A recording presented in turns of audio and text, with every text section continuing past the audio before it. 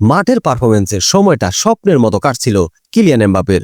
Cristiano রোনালদোর record ছোঁয়া গোল করার রেশ কাটতে না কাটতেই দুঃসংবাদ পেলেন এই ফরাসি ফরওয়ার্ড ও রিয়াল মাদ্রিদ। বাবায়ের হাঁটুর চোটের কারণে বছরের শুরুতেই অন্তত 3 সপ্তাহের জন্য মাঠের বাইরে থাকতে হচ্ছে তাকে।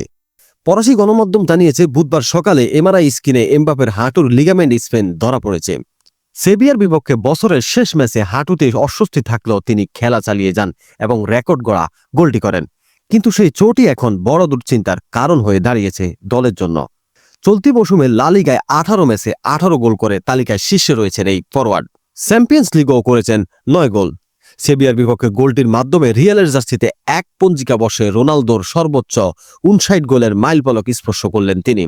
বার্সেলোনার চেয়ে 4 পয়েন্ট পিছিয়ে থাকা রিয়ালকে এখন এমবাপেকে ছাড়াই কিছু গুরুত্বপূর্ণ ম্যাচ খেলতে হবে। এর মধ্যে রয়েছে রিয়াল বেতিসের বিপক্ষে লিগ ম্যাচ এবং সৌদি আরবে অনুষ্ঠিত স্প্যানিশ সুপার কাপের সেমিফাইনাল। ফাইনালে উঠলেও সেখানে দলের সেরা তারকাকে পাওয়ার সম্ভাবনা অনেকটাই কম।